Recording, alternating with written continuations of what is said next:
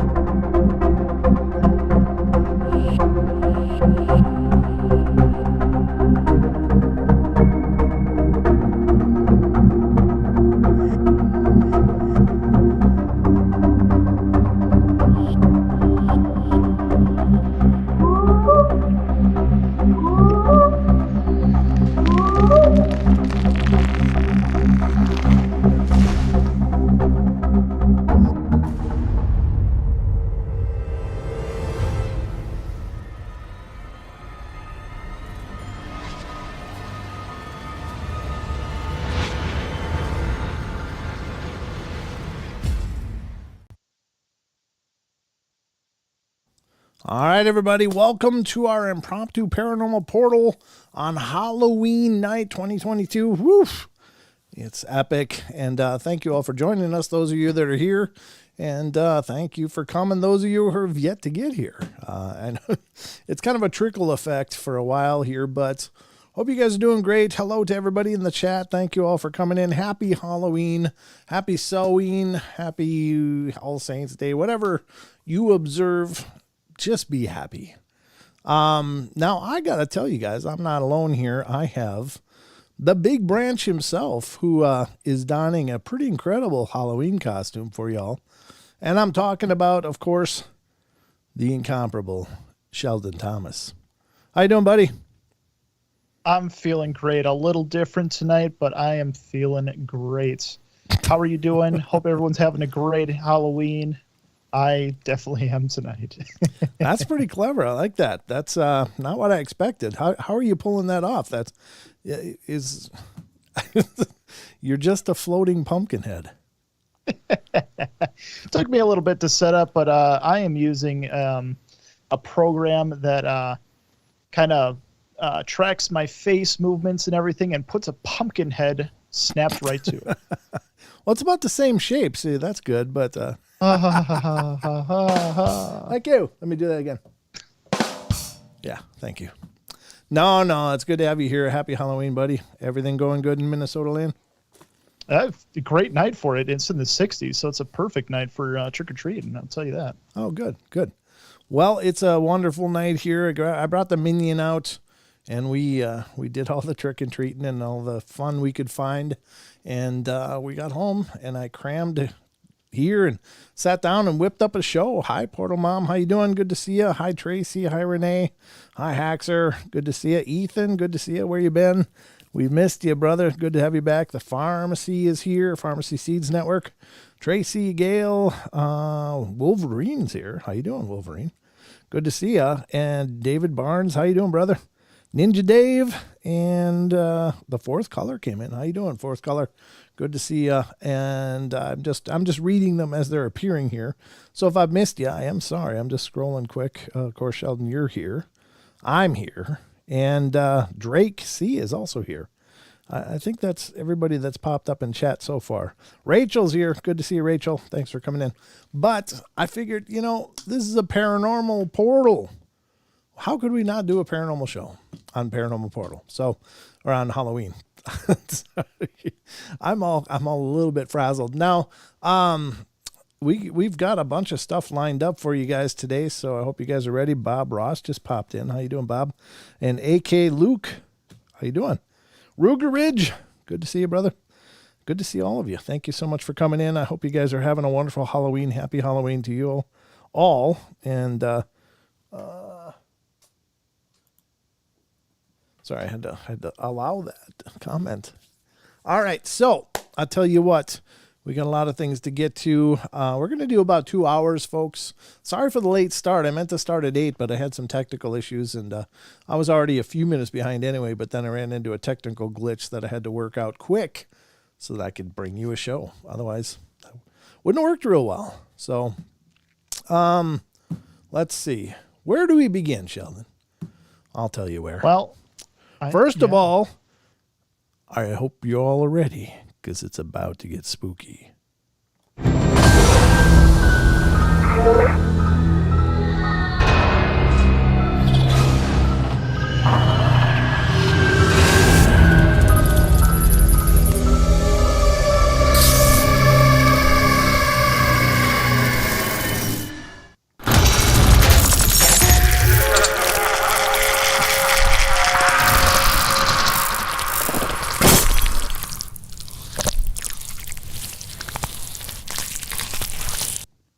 All right, Sheldon, I think I burned up all the graphics I got now, so.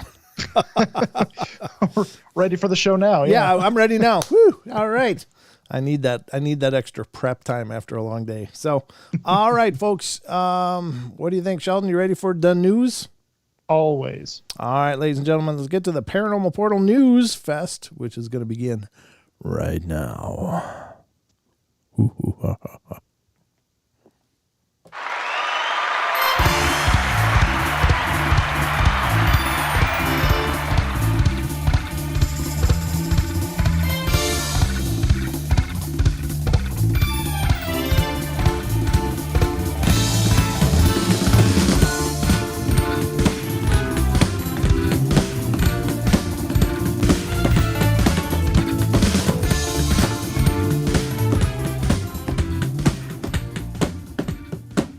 Ooh, oh, it's over. That was a joke. I was just drumming on the desk, though, because I'm all excited to be here and do this with you guys. So, welcome to the Paranormal Portal News Desk. It's I missed you guys on Saturday night, by the way. We'll get into that in a little bit. I'll tell you some of what happened, and we'll get to that in a little bit. So, first off, I'm your anchor, Brent Thomas, of course. This is the Paranormal Portal News Desk, where we go into, well, paranormal news. Well, and by paranormal, it's not all about ghosts and the unknown and stuff. It's just, sometimes it's just unusual. Sometimes it's interesting. Sometimes it's educational. And sometimes it's just freaking weird. So this is the news. And first off, we have an article from a wonderful online source called unexplained-mysteries.com. Please check them out. If you are a fan of the show, you'll be a fan of this site because they do amazing over there. And you can help support them just by visiting and showing up. Go over there and check it out because they have thousands of articles there. I only have time for these in these shows to do a few of them. So there's a lot more over there, and it's just an incredible site. I love it. So the first one up, you ever heard the eye for an eye, tooth for a tooth? Oh, yeah. Yeah. Well, this guy got it. All right. Man falls ill after eating live crab to punish it for pinching his daughter. Why, you bit my kid. Get over here. Get in my tummy. And then he fell ill. So what happened?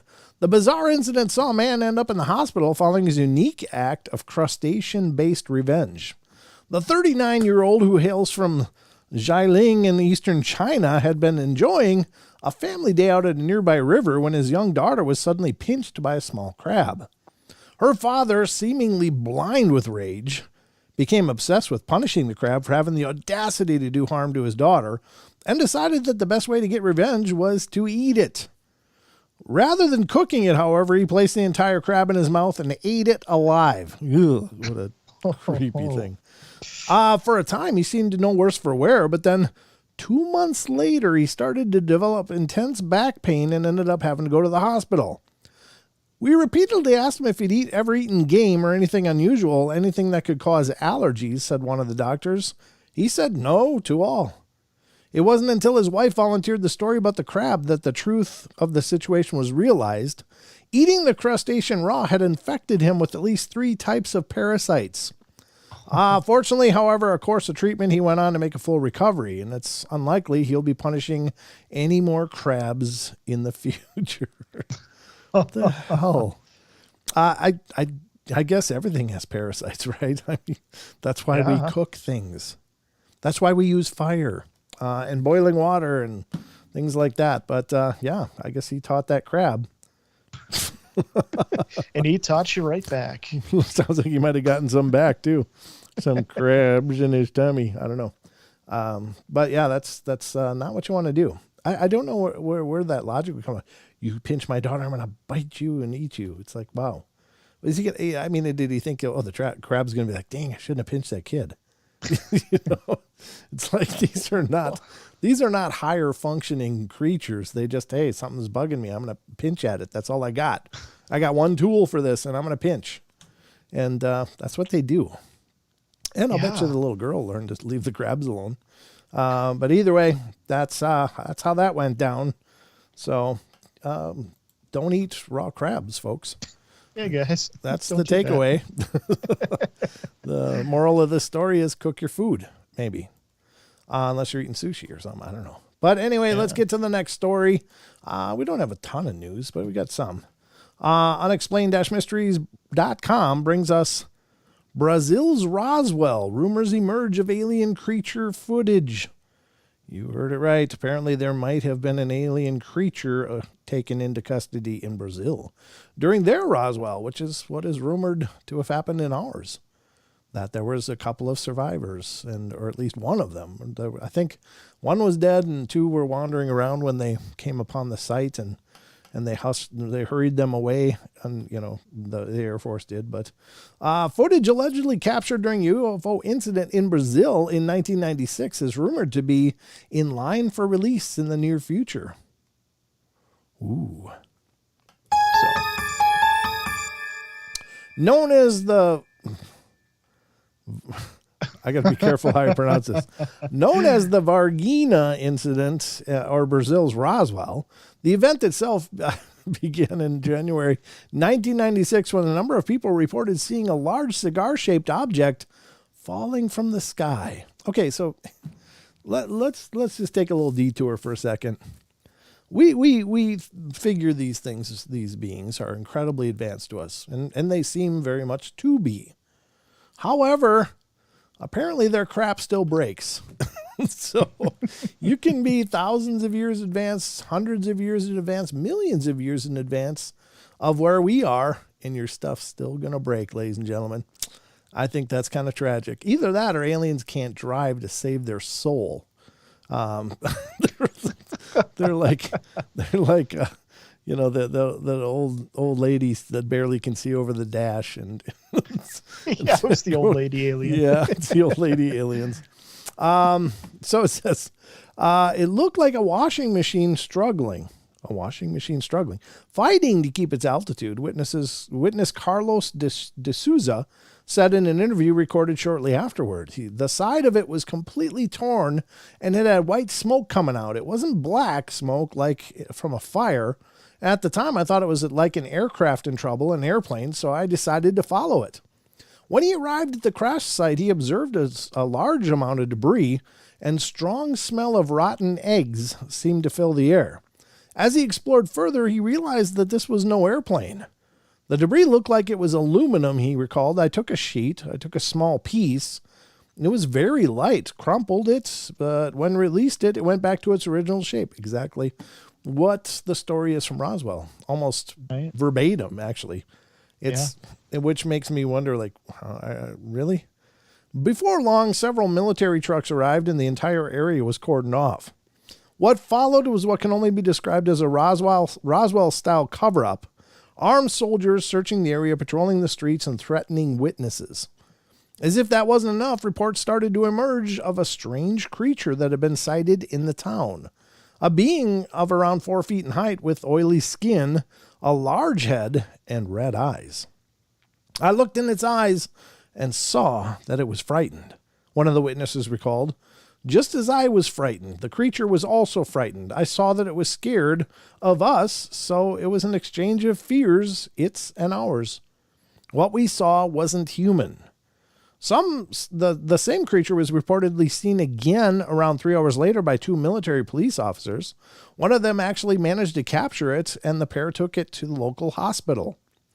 It has been alleged that a 35-second video clip of the creature was recorded at the time. Filmmaker James Fox, who created a documentary about the incident, called the moment of contact, has since indicated that the footage does actually exist and could even be released in the near future. I've personally spoken to 3 witnesses in Brazil who claim to have seen photographic evidence, both video and stills, he said during a Reddit interview. There will be details coming out very soon. Well, there you go. Wow. Is it okay? So here's the red flags for me. It sounds exactly like Roswell. Exactly like Roswell. I mean, to the point of people finding debris, somebody taking a piece. It's like this aluminum foil, but when they crumple it up, it returns to its normal shape. It's nearly impossible to pierce. Like, it's nearly impossible to pierce. But that was the story from Roswell anyway, according to Donald Raymond Schmidt. And so I don't know. That's a bit of a red flag for me, that it would be almost the identical events happening 2 different times. But maybe it's real. I don't know. Hey, sometimes lightning strikes twice. Sometimes it does. Sometimes it does, floating pumpkin. Very good point. I might have you keep that from now. I really wouldn't mind, to be honest. I know you wouldn't. I know you don't like being on camera. That's so weird. Ladies and gentlemen, Shelton does not enjoy being on camera. Don't know why. Handsome young stage man. fright, you know? Yeah, right. Still here? It's not like we're not like we're broadcasting to millions or something. But, maybe in the future, but not yet. So there you go. That's another article up for Bat on the News Fest for the evening. The next one up, ladies and gentlemen, is coming from unexplained-mysteries.com. And this one is, I love it. Usually it's bad enough if they come up with acronyms, all these weird acronyms we end up reading about. But now they're even coming up with pet names for bacteria. And here you go. From unexplained-mysteries.com. Conan the bacterium could survive on Mars for 280 million years. Oh. Conan the bacterium. I will crush my enemies and to see them scatter before me and to hear the lamentations of the women.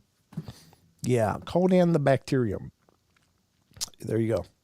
Can't make this stuff up. This is from October 26th, 28th. So just a couple days ago. An Earth-based, extramophile? How long is this? Okay.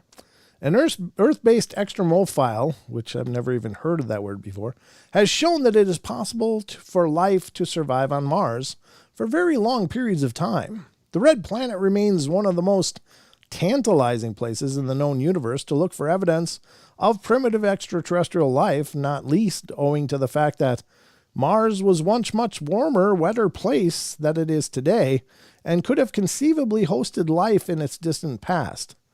There's an increasing body of evidence, however, to suggest there could even be organisms alive on Mars today, and scientists are only now beginning to understand where to find them. Okay, this has gone right to scary. They're going to dig them up. They're going to find them. They're going to bring them back, and they're going to revive them. And then we're going to get them. Thank you, people in Mars. One recent study focused on the type of Earth-based extramophile known as that word, whatever the hell that is. It's nicknamed Conan the bacterium due to its innate hardiness. The research, which was headed up by Professor Michael Daly of the Uniformed Services University of the Health Sciences in Maryland found that this particular organism was capable of surviving a hellish onslaught of dangerous conditions, ranging from lethal radiation exposure to extreme temperatures.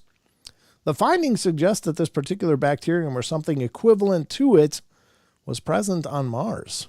It would be capable of surviving for 280 million years at a depth of 33 feet beneath the surface. It is worth noting, however, that it has been several billion years since Mars was potentially habitable.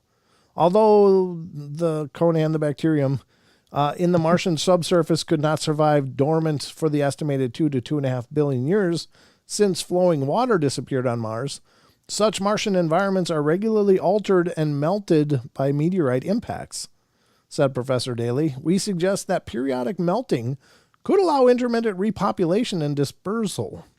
So while the research doesn't prove that there's life on Mars, it does at least suggest that the survival of such organisms on the red planet is plausible. Could be life on Mars. There we go. How do you feel about that? Life on Mars. You feel good about that? Floating pumpkin? The floating pumpkin is satisfied. Okay, good. That's good. That's actually terrifying, though. Imagine what kind of havoc that could wreak on Earth if it's that hardy on an extreme environment. Yeah, I mean, it's not like you're probably going to get some penicillin to take care of it, right? Because it's Conan the bacterium, right? You're going to have to chew on like uranium or something to get rid of that. And even that doesn't sound real likely. Notwithstanding the fact that you wouldn't survive it yourself. But yeah, I don't know if we want to bring stuff like that home. Shall we? Well, let's leave it on Mars, okay? Oh man. Again, science. Love science, but man, sometimes they just do some stupid stuff. Ooh, it's so scary. It's very scary. It's very Halloween-y. From unexplained-mysteries.com, we're going to go into a couple celeb stories. And this is from Ghosts and Hauntings category on unexplained-mysteries.com. Alice Cooper and Cher among singers who have encountered a ghost. There you go, Sheldon. How do you feel about that? Say it again? Huh? Oh, that's great. I love when celebrities come up with these stories. Yeah, I used to watch that show that was on. Wow, what was it? Oh, yeah, Celebrity Ghost Stories. Yes, that show. You used to watch it with me, yeah. Yeah. I like their. I mean, it doesn't matter that they're celebrities, folks. I mean, that matters nothing to me, because I think the fact that they got lucky, because I think most celebrities just got lucky for the most part. I don't think that they're any more talented than anyone else or more worthy than anyone else, but they just got lucky. And the fact that they have ghost stories is like, yeah, well, so did so many other people. But it's kind of neat because they are public figures and obviously are willing to talk about it. So that helps the whole thing hold on quite nicely. So this says, the world of music has seen more than its fair share of ghost sightings and paranormal experiences over the years. It seems that just about everyone in the public eye is claiming to have seen or experienced something supernatural these days, and perhaps nowhere is more evident than in the music industry. But there are a few more chemicals involved there, probably. I mean, in all fairness, and I'm a believer, obviously, but, in all fairness, those guys aren't all batting from the plate. They're starting a little in left anyway. They're working with more than usual people are. Yeah, exactly. I mean, they probably got a few pineal glands functioning or something. I don't know. While it's easy to dismiss some of them as consequences of too much drink or drugs, thank you very much, many famous singers and songwriters remain adamant that they personally witnessed something paranormal and are not afraid to discuss it in public when asked. Well, that's cool. American rock singer Alice Cooper, for example, has previously talked about experiencing poltergeist activity during his time writing music with Aerosmith's Joe Perry in New York. The phenomena, which included furniture being moved around by an unseen force and the feeling of a hand touching the shoulder, was later attributed to the ghost of a boy who died nearby. Elsewhere, singer Cher has often mentioned her belief that she has been visited by the ghost of her late husband, Sonny Bono, who was killed in 1998 in a skiing accident. I guess he was skiing downhill in Colorado and went right into a tree, like pow, and that was game over. I think it was something like that, but I might be wrong. I love ghosts, she said. I actually think that Sonny makes the light go on. I have a beautiful chandelier that he makes the light go on when it's impossible. There is no power on. I love ghosts. I prefer ghosts to some people. Elton John is another well-known singer to have had a paranormal experience. I did see a ghost once, he told the Irish Times back in 2019. I went to bed and felt something pressing down on my chest. I was too terrified to move, so strictly speaking, I haven't seen a ghost, but I've been sat on by one. His story sounds a bit like a case of sleep paralysis, but as it stands, we'll never know for sure. There you go. Even the celebrities are not immune, folks. At least those three. Wow. Yep. Very cool. I will say I'm always hesitant when people say that, oh, I was visited by this child who, died nearby. Because it's like, how do you know that unless you had a dream where they visited you with that type of thing? Really, it's just a guessing game. You could be dealing with something dark, and that's just what they're saying, or otherwise. Yeah, absolutely. I mean, you don't know for sure, but I don't know. If it doesn't, I don't know. It's a tough one. I think, again, you got to trust your intuition on those things, but right. You just don't know. I mean, I think ghosts can look however they want to look. They can look like a puppy, or they could look like a dragon, I mean, really. It's just, you know what I mean? And everything in between. So, or a little dot of light, the orb thing. Who knows? Oh, yeah. Who knows? Right. Are they out there? Sure. Are they visiting people? Definitely. Here's another one from unexplained-mysteries.com, folks. Ghost child and paranormal attack top spooky police call-outs in Scotland. As you were saying, Sheldon. As you were saying, floating pumpkinhead. Oh, just perfect. Serendipitous. Yeah, I guess so. Newly released government files have revealed some of the paranormal-themed incidents investigated by Scottish police since 2019. The files, which were made available through a Freedom of Information Act request, detail 38 separate calls to the police since 2019 in which the term paranormal activity was mentioned. In one case, the officers were called out to a house in Edinburgh to investigate a report of paranormal noises, while a caller from Glasgow reported black creatures coming out of the wall. Ooh, that'd be horrible. One man in Lanark, called the police to report that he'd been subjected to a paranormal attack, while in the Highlands, there was a call about a property being haunted by a ghost child. Similar reports of alleged hauntings originated from Dumfries and Galloway in Ayrshire and the Lothians. And while some of the documented calls were quite compelling, others, meanwhile, were anything but. In addition to the inevitable slew of crank calls, were several cases of paranormal investigators being reported to the police, either for trespassing on private property or for breaking the COVID-19 lockdown restrictions that had been in effect at the time. Some were even taken up for disturbing graves at local cemeteries. Why would you disturb a grave? That's very ominous. I don't like what that's implying. Yeah. Yeah. I mean, we're just paranormal investigators. Why are you digging up the grave? That's not paranormal investigating anymore. That's like Satanism or something. I don't know.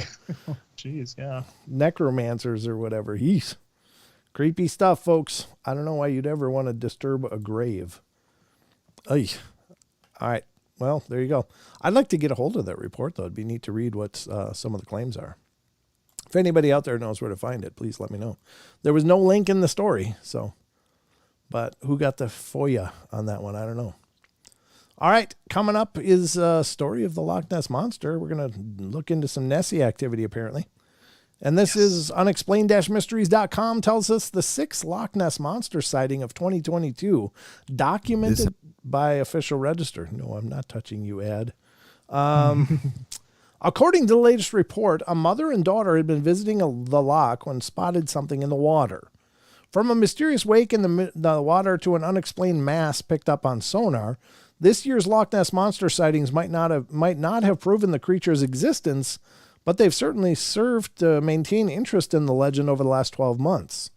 The latest sighting, which occurred in October 11th, was reported to the official Loch Ness Monster sightings register by a mother and daughter who had been visiting from the east of Scotland. In the report, they described witnessing something unusual in the water. Quote, 200 yards off the bank, we noticed a long break in the water, which was otherwise still and calm. As we watched, a black lump appeared out of the water, sat for approximately 30 seconds before disappearing once again under the water. After another 30 seconds, the black lump resurfaced for a shorter amount of time before disappearing under the water again. The lump appeared to be boxy in shape and about the size of a football. That's not very big. It did not appear to swim about, rather it just bobbed and then disappeared under the water before resurfacing to do the same a second time. An albeit difficult to make out photograph of the object was also submitted, see above. Whether or not what they saw was evidence of a large creature in the loch remains open for debate. It's also possible that they observed a seal or some other conventional form of wildlife in the water. Either way, their story makes for an interesting read. Now, I didn't know there were seals in Loch Ness. Are there? Oh, if that's the case, it's a freshwater, it could be a seal. But it's freshwater. Oh. So I didn't know there were freshwater seals, or is it? I don't know. That I'm a little perplexed now. I was going to say it may just be a very waterlogged log. You know, they do kind of bob near the surface and will kind of come up and break the surface and then slowly redescend. And, you know, they kind of reach this buoyancy between being absolutely saturated and still having some air in them. So they kind of, you know, they end up becoming activated by current. And so, I mean, we'd see that on Lake Pepin all the time. Not all the time, but there were certainly plenty of logs in the water that you had to watch for all the time. And some of them were really barely visible. They were just barely breaking the surface. But, you know, I don't know. Rachel does say that there are freshwater seals. In Loch Ness? Okay. Are they in Loch Ness, Rachel? Do you know? Because that's what I'm curious about. I'd never heard of seals being present in Loch Ness before this, but if they are, that's fantastic. I just didn't know about it. Yeah. It just seems to me that I guess it's possible. Maybe it is. I'd never heard it mentioned though before that I recall. I mean, I heard there's eels, big eels in Loch Ness and stuff, but I don't know. Very curious. Whatever the case, maybe it's out there. Maybe it's just a big waterlogged log. All right, we've got one more to go. This one's from the Wayback Machine. And this is, you ever hear that quote by P.T. Barnum, Sheldon? Which quote is that? There's a sucker born every minute. No, actually. There's another quote that says, a fool and their money are soon parted. You ever heard that one? Nope. Okay, well, now you heard them both, and this story is going to be relevant to this. Because according to Unexplained Mysteries in July 22nd of 2011, woman pays $10,000 for non-visible artwork. Holy stupid. Wow. I'm going to sell her my non-visible blocks of gold. They just sent her a piece of paper? Like, is that what happened? I don't know. They sent her a canvas. Just my big canvas. It's not visible, but it's there. I painted it.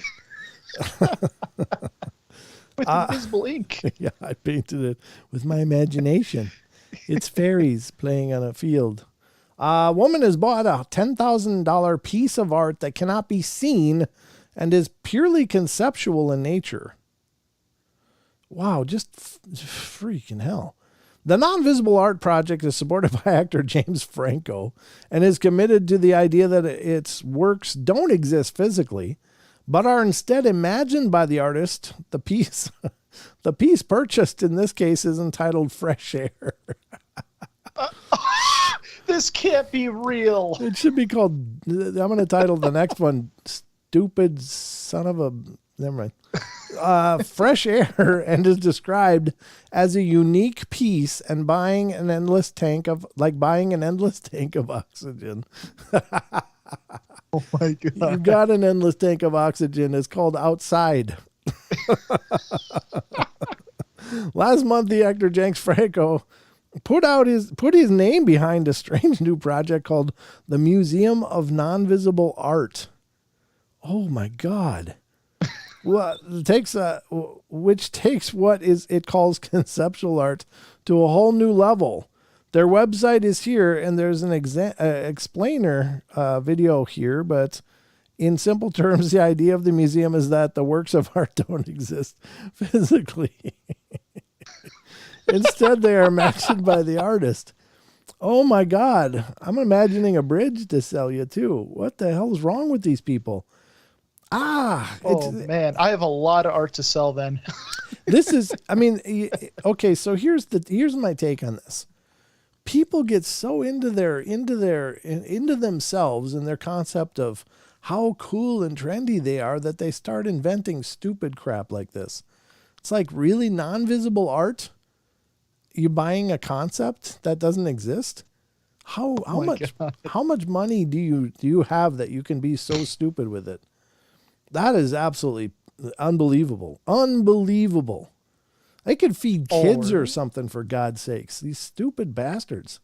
Wow. I mean, or this is just elaborate way of money laundering.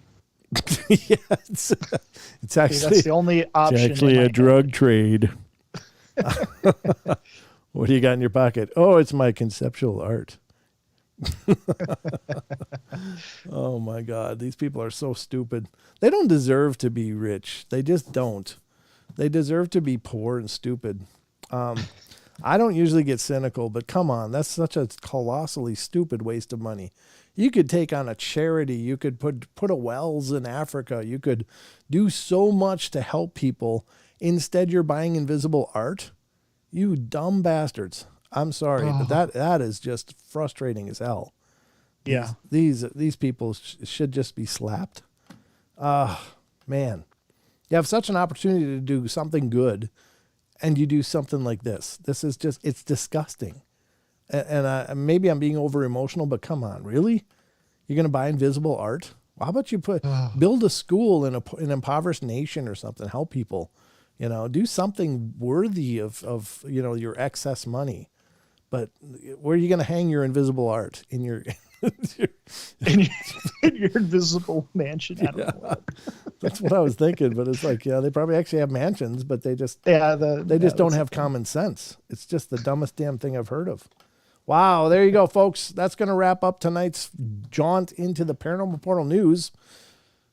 I don't even know what to say. I'm literally disgusted, but let's get back to the rest of the journey tonight. Oh my God. Oh yeah.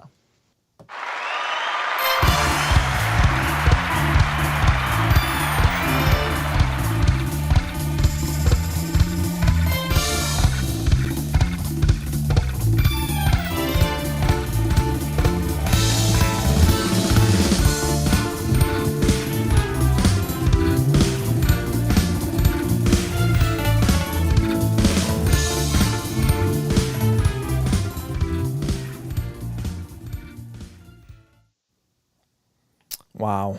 There you go, floating pumpkin head. What'd you think of the news? I mean, normally I'm really intrigued by what I read, even if it's really odd. That last one, that was just on another level. That's just, it's disgusting. It really is. It's disgustingly stupid waste of money. It's like, wow. When you're in a position to do so much good, could be doing so much to benefit so many, and you piss your money away on stupid things like imaginary art. It's like, yeah, you deserve to be broke so bad. Oh, I don't know. But I bet it won't be long, and they will be. And James Franco should get slapped for just getting behind that too. I used to like him as an actor. That project, yeah. Yeah, in 2011. I hope he's come to his senses since then, or at least sobered up, whatever the deal is. But yeah, there you go, folks. That was the news. And if you're new to the show, that's what you can expect here on the portal. Some of that every time we do live shows. We're not going to do a question of the week because I didn't post anything for the question of the week tonight. So we'll do. Did you ever do the re-asking for people who answered? Well, for yes, the last I did. Question of the week? Yes, I did on Friday. Oh, okay. Yeah, because I didn't do it Wednesday. Now, I did want to talk to you guys about what happened on Saturday. And I posted on social media, so many of you are already aware of it. I went with a good friend, Charles Howard Johnson, who's a paranormal investigator and Bigfoot investigator. And we went to a haunted bar near Rathdrum, Idaho, and it was really neat. What happened was we got there, and I didn't know this was happening. I just thought I was going to show up and we'd start investigating and stuff. But he actually had set up to do a presentation for the patrons there. So I joined him on that. We talked about paranormal and ghosts. I talked about the show, things we talk about, people I've talked to, shared stories that you guys have shared with me, things like that, and other stories that we've covered and such. And it was a really good time. It was a lot of fun to talk to these people and to, hear their questions and hear their experiences as well. It was really cool. So had a good time with that. And then afterwards, and we did like a flashlight test thing with them and tried to do like a ghost box and see if we got any EMF spikes and stuff. And it was really largely very quiet. And Charles had set this up because he was sure, this is a pretty active location. He was sure that being so close to Halloween, it would be very active. Like, the whole idea of the veil thinning and the possibility that it's easier for spirits to do things during this period of the year. So we did a flashlight test, and instantly, boom, the flashlight turned on and then just kind of flickered on and off for a long time. So it was really kind of inconclusive. It wasn't timed to the activity necessarily. It seemed to flicker on during the conversations with people when we were talking and stuff. It would pop on sometimes, like it was joining the conversation. So, but it was largely inconclusive. Couldn't say that was for sure paranormal activity, but anyway, then we sat down with the people afterwards, after we did the presentation and the question and answers and stuff, and just kind of relaxed for a bit. And then we tried it again, the flashlight tests and stuff, and it was still very quiet. So I didn't really know what we were looking at as far as what kind of activity we were going to get and such. But what did happen was at about 1:30, finally everybody kind of cleared out, or 1:40-ish. But one pretty incredibly significant event happened.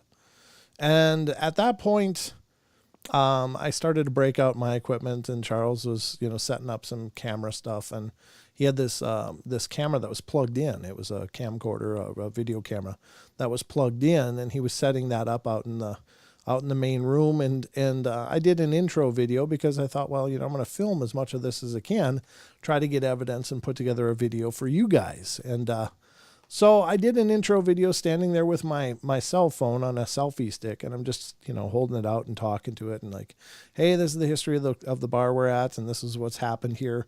These are the spirits that are believed to be here all the time, and, give a little background and stuff. And basically what it was the bar used to be a speakeasy, or not a speakeasy, but a brothel. And it, it was a house of ill repute, I guess. But apparently there was a lady that worked there named Maddie who met her end pretty unfortunately, by the hands of one of the men there. And she's believed to be one of the presence that still lingers. Another presence that lingers was much later than that. This was probably in the 1800s or somewhat, when it was a brothel. But then it became a speakeasy and then a bar. It was like a speakeasy during Prohibition and then just in a bar. And there was an owner, I think in the 70s, his name was Perry. And he lived upstairs in the apartment upstairs, and then worked the bar during the days and stuff. And well, he was an older gentleman and apparently passed away of heart attack or something in the night. And so he's believed to linger there too. And Charles has investigated this place many times and had some pretty incredible events that he filmed. And you can check those out on his channel. I'll try to post a link to his channel. After I got done recording the intro video, I reached out. I'm still holding the selfie stick. I reached out, stopped my video, and I'm holding my selfie stick like this. And I'm just kind of looking around. All of a sudden, my phone goes, and I'm like, my phone is it's always on mute, first of all. I always have the speaker turned off because I really hate ringing phones. So Vibrating, I can hear even from a distance. I just hear that stuff really well. So I never have my ringer on, and I always got it on mute unless I have earbuds. But it's doing a siren sound out loud, and I'm like, what the hell is that? I've never even heard this. I look down at my screen. Now, granted, or keep in mind that I'm not holding the phone at all. I'm not holding it in my hand. It's still in the selfie stick where it's been for about 30 minutes now. 20 minutes, 30 minutes. And it's doing the alarm sound. I look down, I see a red bar on the screen, so I pull it closer and look. And it said something like auto or initiating auto 911 call. And it's making a siren noise. I'm like, oh my God. And I was going to reach and shut it off and, like hang up. But then I'm like, oh no, if I hang up, then they'll think something's really wrong. So I had to grab the phone and talk to the operator and say, and she answers, I go, man, she said, what's the nature of the emergency? I'm like, ma'am, I'm really sorry. I don't know what's going on. There's no emergency. And she said, well, what's going on? I said, well, my phone started making a weird noise and it had a red bar on it. The next thing I know, it's auto dialing 911. I said, I have no idea what the hell's going on here. I've never seen this happen before. I didn't know this was possible. And so I talked to her for a minute, and then she started to say something, and then my phone hung up on her. And I'm like, oh God, and so I'm thinking, Charles, get over here and record this.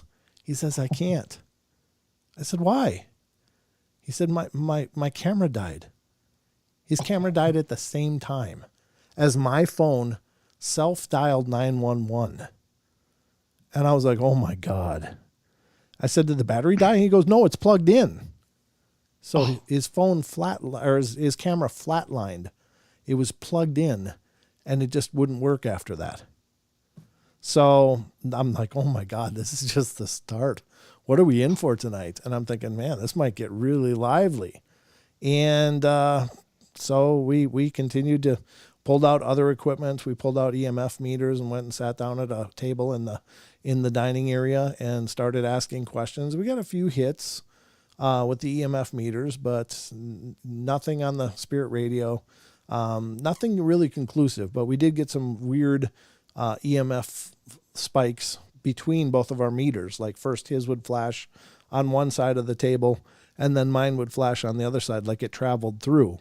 I was like, well, that's interesting, So I was able to record one of them when it was flashing, but it's really, really dark and you can't really see it. But I'm just like, man. So the rest of the night was really pretty uneventful. It was like, boom, that one huge initiation, and then it just went pretty quiet. Now, he did pull out his SLS camera, and those of you that are familiar with it, they use the Xbox Connect, and you put it on a little monitor system and carry it around, and it'll allegedly track what people believe are spiritual entities. Like it'll track stick figures in the middle of nowhere for some reason, and people believe that it is detecting somehow the fact that there's a spiritual presence there. And Charles went around, nothing, then all of a sudden, boom, caught a stick figure.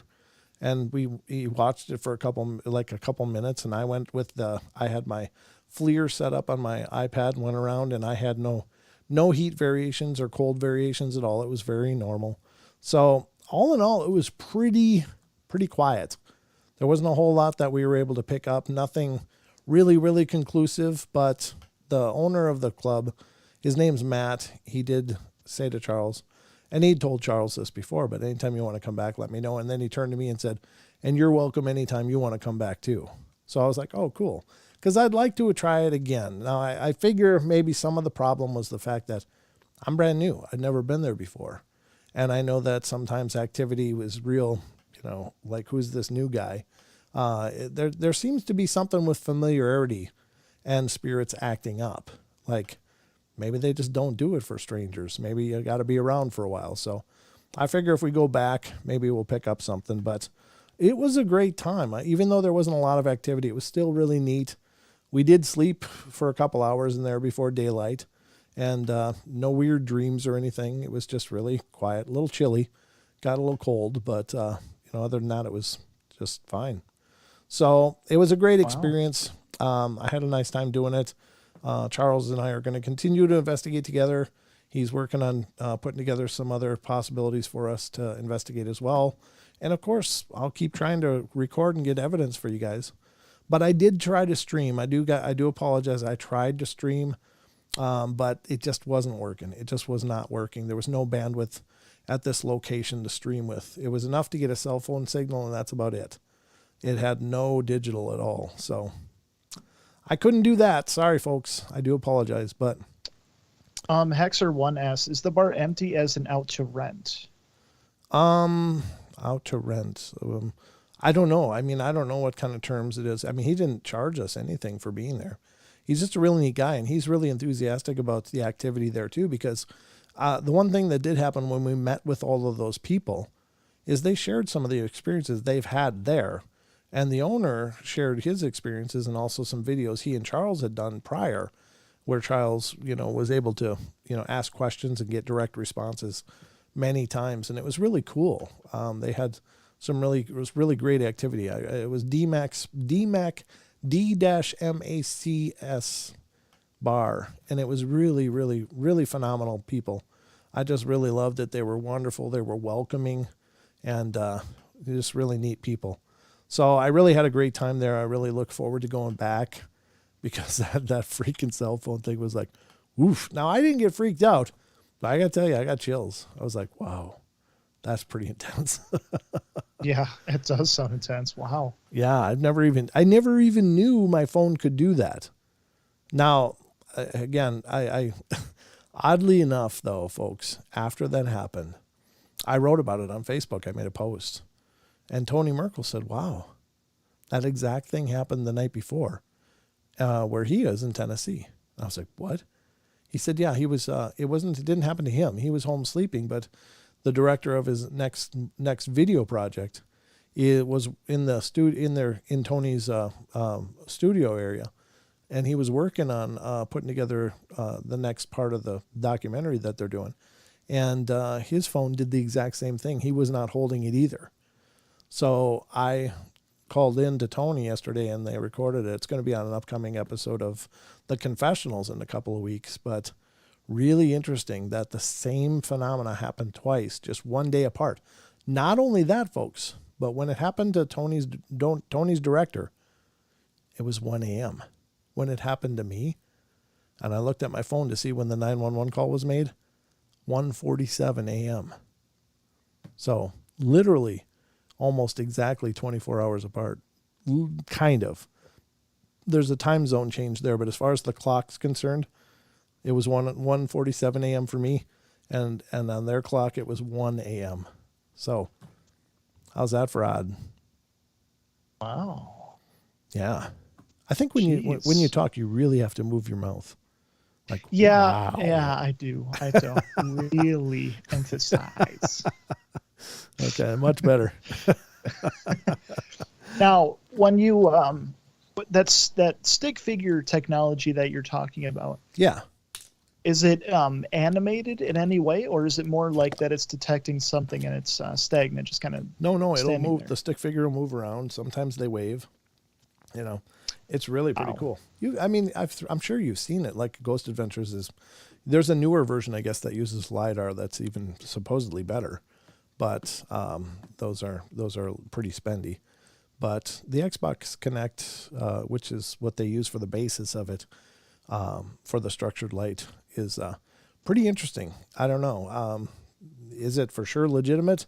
I don't know, because paranormal investigating really is kind of a pseudoscience. People are just throwing different technologies at it, and sometimes it seems to glean results. Like, maybe it works, maybe it really does, but maybe it's not as working as well as we think, but it does seem to map anomalies sometimes that don't make any sense.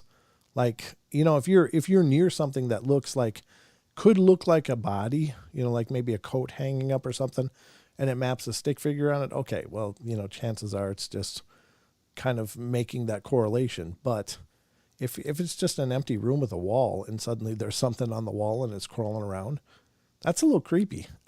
Yeah, a little more creepy. Yeah, definitely. Yeah. Yep. I've seen stick figures or stick Indians. Ninja Dave says, yeah, that's really wild. That's really wild. Any other chats from the or any other comments from the chat that you've seen or no? Nope. Oh, Sure. So the one that maps the ghost out. Is it like the technology that uses like infrared lights type of thing? Yeah, it does, but it uses that. I don't know how it exactly works, to be honest with you. I just think it detects motion of people, the Xbox Kinect does. And so the anomaly is that people found out sometimes when they're using their Kinect, it's mapping a figure that isn't there. And so that's where it kind of became like, why is it doing that? And people started to think, well, maybe it's someone that's kind of there but not really, like a ghost. And so they started developing the structured light cameras for use in investigating, and it's interesting. I think that there may very well be something to it, like, perhaps they're just out of phase enough that we can't see them, but that doesn't mean that they can't be seen completely. It's just developing the technologies that can see them. So I don't know. Interesting Kind of stuff. like when cats just stare at things that aren't there, like they're literally staring at something moving. Anubis does that all the time, and even Pikachu, my two cats, they'll just look up, look around slowly as something's moving around. I look up, and I have pretty good eyesight. Yeah. If I got to read a street sign at a distance, then I'm kind of screwed. But I can see objects, I can see things, and I can't see anything. So I don't know what they're looking at, but they're looking around. And sometimes Anubis will just sit on that table over there where Don sits, over there, and he'll just look up at the ceiling in front of the door and just look at it and stare at it. Sometimes he turns his head a little bit, and then all of a sudden he'll just lose interest in it, like it left. And I'm like, what's he seeing? Any ghost stories personally? Yeah, Jaron, I got a ton of ghost stories, brother. Yeah. I don't think we got a long enough time to go into my stories, but I'll tell you, if you're really interested in some, I just told one that's really, really powerful recently about my dad, and that's the one that really sticks out to me because it's so fresh and new. I'll tell you that I just did a podcast released today. Now it's my cousin Paul, and he had some incredible experiences. In a 2-month period, he had built this log house in Michigan. And for the first year they lived there, it was absolutely peaceful and perfect. Then suddenly, what is it, like in August of whatever year it was at that time, like 2010 or earlier or whatever, in August of whatever year this was, and I don't remember the year, all of a sudden he was awoken at 3 a.m., and he was just sitting there like, what's going on? Why did I jerk awake? What's going on? And he said he was just sitting there and listening, and his whole house is quiet. His wife is asleep next to him. His children are sound asleep in their rooms. The dog is asleep. And suddenly, his TV, which is on the floor above him in a loft right above his room, a big screen TV, turns on. And turned on full blast, full volume. And he thought, oh my God, maybe one of my kids got up and went up there and was watching TV. It's 3 a.m. So he gets out of bed, runs up there. Nobody's there. Now that's only the beginning. But much like the famed DeFeo murders in the Amityville house, every morning at 3 a.m., he's awoken for quite a period of time. And you'll have to listen to the episode. I'm not going to give it all away. But if you want to hear some good ghost stories, that series of events remains one of the most profound ghost stories that I've ever heard. It includes everything from mists to visuals to apparitions, things moving, things being destroyed, oppressive thoughts and feelings. I don't think it's demonic, but it's something else. Really? Yeah, because that's surprising. Again, a demon would never announce themselves like that, because again, they don't want to be known. Whatever it was plenty powerful though. But you'll have to listen to the podcast. It's an incredible. It still remains one of my the most profound stories I've ever heard, and I know it's real because this is a person I've known all my life. He worked in law enforcement for years, and still to this day works in law enforcement. And he's not the type to embellish or to exaggerate. Very strong person, very, very proud person. But this is the first time in my life that I ever heard this person, my cousin Paul, sound absolutely terrified. And he was terrified for a long time. And we would talk daily because he was calling me. We grew up like brothers. And he was calling me daily. And I was doing my best to help him, but it was absolutely amazing. And I'm not just trying to promote my show, honest to God, I'm not. I mean, of course, I want my show to do good, the podcast to do good, but I'm here to tell you, honest to God, the events that he describes, I don't know how anybody could handle it. It was just constant. And it was him personally. He was being targeted very specifically. And you'll have to listen to it to get the rest of it. But yeah, very incredible. Ooh, we had some odd happenings here last night. People reported weird red lights in the sky, and then about 4 a.m. we had lights sweeping across our windows, but there were no cars passing or people outside. Wow, Nessie, what's going on over there? Whoa. Nessie's our good, wonderful longtime friend, and the person that made the little roamer the little Brent up there, little Brent doll, he's up there on top of the Paranormal Portal sign, always keeping vigil. She made a whole set. She made this whole set in small form and made a Don doll and a Brent doll. That's amazing. It is. She's so incredibly brilliant. I just love Nessie. And just a quick wit. But yeah, she's from New Zealand, folks. So something was going on in New Zealand last night. Wow. Okay.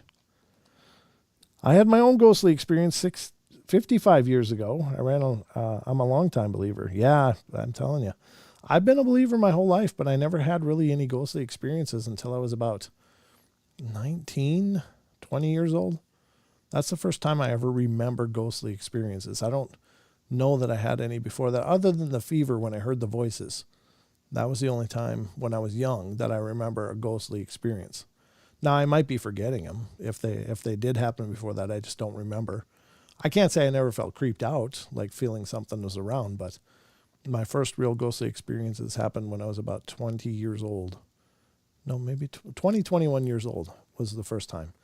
And it was a brand new house that we lived in. And I was with my fiance at the time. It's actually Sheldon's mom, and we ended up getting married later. But we moved into a brand new house that my uncle had built. This is a ghost story, I guess. And I've told it a few times, but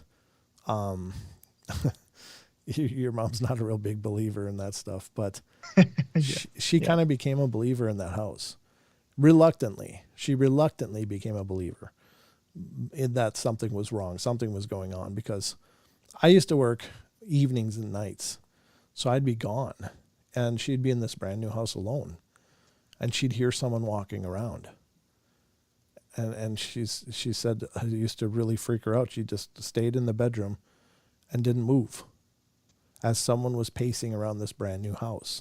She could hear the footsteps and walking around throughout the house. And nobody was there. She was locked in all by herself. No animals, no pets, just her. It's a brand new house. But, again, even if you have a brand new house, it doesn't mean it can't be haunted. Could be the land has a memory of something, or something's attached to that area. But she had sounds, even going up and down the steps, walking around the house. She said she always felt really creeped out, like someone was there, but nobody was there that she could see. But that's also the same place that I had my really first profound. That's the first place that I ever saw an orb with my own eyes. And I didn't even know what an orb was at that time. I had heard the term orbs, but I didn't equate with what I saw with an orb. I didn't know what to expect when you saw an orb. But now I know what I saw was an orb, and it was a little golden ball. I was just sitting there smoking a cigarette. I used to smoke at that time. I was up late because I worked nights, and when my day's off, I just stay on my schedule.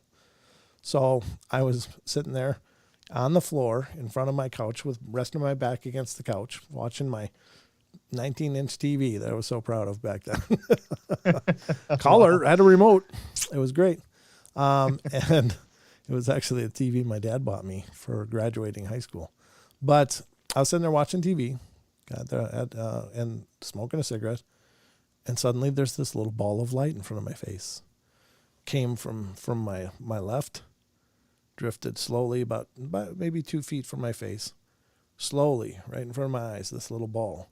It's golden ball. It's a golden ball of light. And it's just drifting slowly in front of my face like this. And I'm like, I'm watching it. I'm like, the hell's that? And it seems to be checking me out too. It's like, well, who the hell are you? And I'm like, who the hell are you? It's like, who the hell are you? And I'm like, what the hell are you? And it's drifting by. I'm like, should I grab it? I think I can grab it. I'm like, no, I don't think I should grab this. I don't know what it is. I don't know what it is. If I grab it, what happens? Is it hot? Maybe. Maybe it would hurt. I don't know. So I just decided to let it go, and it just drifted by and then just disappeared. Very first time I saw an orb in that house. She's hearing footsteps. And then one day I came home from work. It was daylight. She had gone to work, so I was home alone. I was like, oh, cool. I get to take a shower. And now, it used to be that your mom would always manage to do dishes at the same time I was showering, which would just kill the water pressure. I get nothing but cold. And she'd get all the hot. And it was like, oh, and it happened all the time. And I was like, oh, man, she's gone. I'm going to take a nice, long, hot shower. So I made sure all the doors locked, and I go in the bathroom, lock that door. I'm alone, and I get into the shower, and I'm lathering up, and I just steaming. I'm just in my moments. It's like, yeah, nice hot shower, and long too. I was not going to get out until I ran out of water, but I'm into it. I got my hair all lathered up, and I'm just sitting there, and I got my body all soaped up, and I'm in my moment, and then suddenly boom, the water went ice cold. Like, what the hell's going on? Why is the water so cold? Oh no! And I'm like, so I had to rinse in ice cold water, and that was the biggest heartbreaker of the moment. I was just like, I was all happy for a minute, and then I just went all from happy to sad, just like boom, that fast, because I knew I was all full of soap, and there's nothing I got to get this off. So I wash off in this ice cold water, and I'm like, ugh, and I shut off the water, and I still hear water running, really running, like, well, what the hell's that? I pull open the shower curtain. On the other side of the toilet is the sink. In the sink, it's busting full bore hot water into the sink. It turned on while I was in the shower, and I got really creeped out. And I think part of it's psychological because I'm naked, and not like clothing offers any real protection, but you just feel better when you're clothed. That feels more secure than standing there buck naked, dripping with water, and you know something's in there with you. I was just like, and so I dried off quick and shut the water off, and then nothing else happened. I opened the door. I'm looking around. I look around. There's nobody home. The door was still locked on the bathroom. I go out, look around, expecting maybe that somebody was there and nobody's there. The house was still locked. So, don't know. But anyway, that was a weird place. It was a real weird place. So, was that before I was born at that time? Long before you were born, yeah. Yep. Right. Okay. Yep. We lived up on upper Burnside in the Red Wing area. So. Yep. Okay. And then from there we moved to the 3rd Street house, and then along came you a little bit later. So. Yep. Xer asks, wow, Brent, did you inadvertently turn on the sink?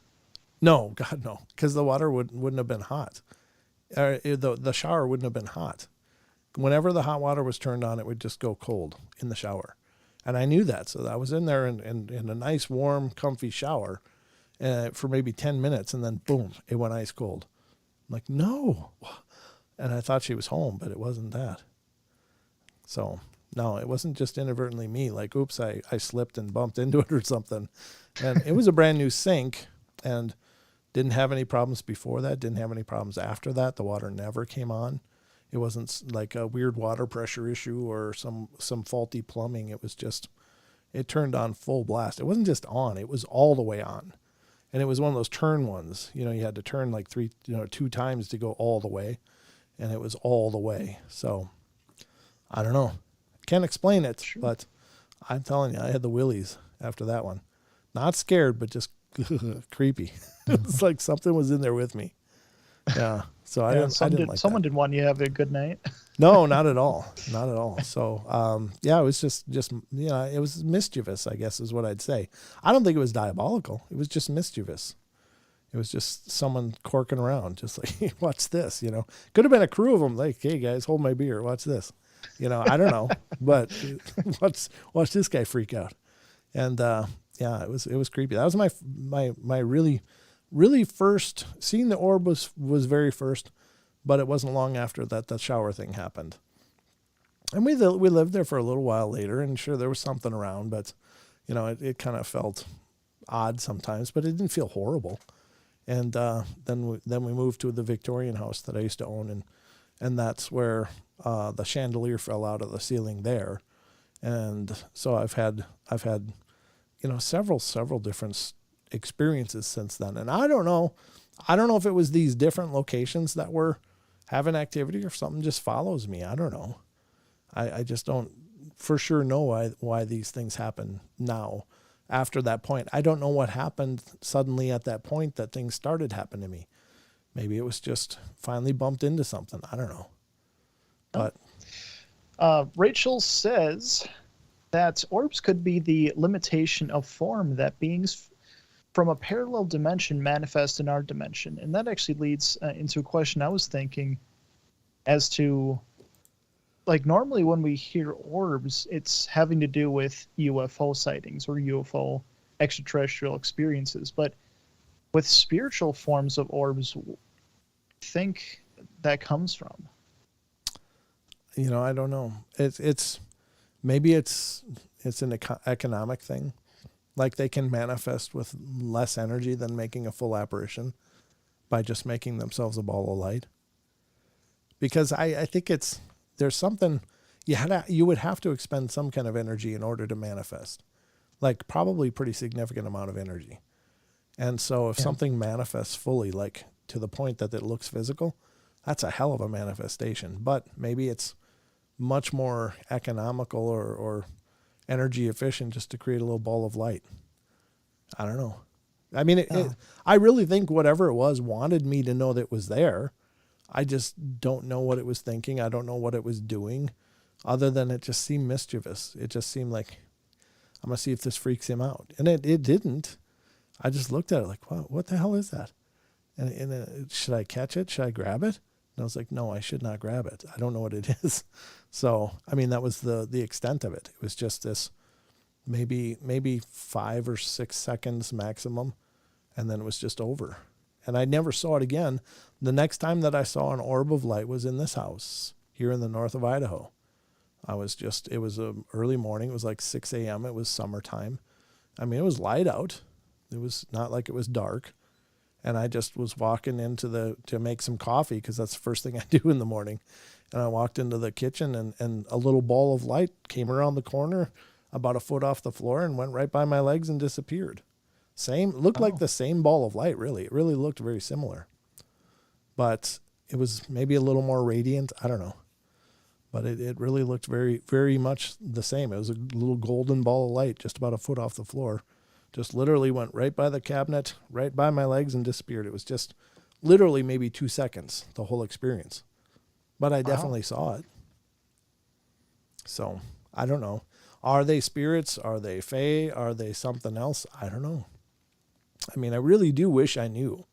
I wish there was some way to know.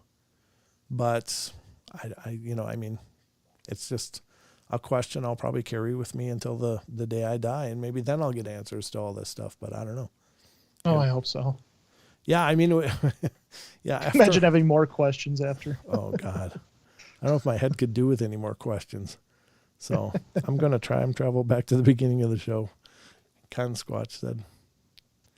All right, Ken's great. I hope you enjoy the beginning as much as the now. He'll be time traveling back to us.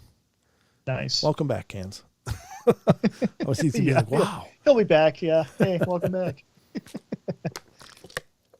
I'm playing with his head. Just kidding. Yep. Just weirding him out. All right. So what did I want to do now? I want to do the Bigfoot stuff, but I'm going to wait for that a little bit because I wanted to check out this article. This might be really, really long. We might not get all the way through it, but This one has to do with freaky coincidences. And I think, here's the thing. I think everybody has experienced coincidence. I don't know. Do I want to read this now? Or should I find something more spooky? What do you think, Sheldon? It's definitely the night for the most spooky. The spookiest thing you could find, I think. Yeah, I know. I wish I'd had more time to prep. I wish I had had more time to prep. Gosh darn it. Gosh darn it. Well, here we go. I guess this is pretty creepy. Maybe not this one. Where was another one? There was another one. No, that's more historical. I'm just looking at some things that I have here in my tabathon. I've got things pulled up. Okay. I don't know if this is one we read. Maybe not. Okay. This sounds like a Halloween-y one. This is a good one. All right, we'll go with this. All right. I got a Halloween-y one. Rather than coincidences, those are interesting, and they certainly could point to some paranormal activity, but I think they're, probably more messages. Coincidences, I think, are maybe more direct messages and aren't necessarily just, random spiritual activity. No. Why did this one Hexer says, how about tell about the Jefferson haunting? I don't know what that is. I'm not sure what it is either offhand. What is the Jefferson haunting? I don't know. President Jefferson lived in a haunted house. Oh, yeah. I mean, actually, I think Jefferson was the first president to make, or he was the first official to make, I think he was the first one. That was the first official to make a UFO report. He saw something, or was reported to him by someone he trusted, that they saw.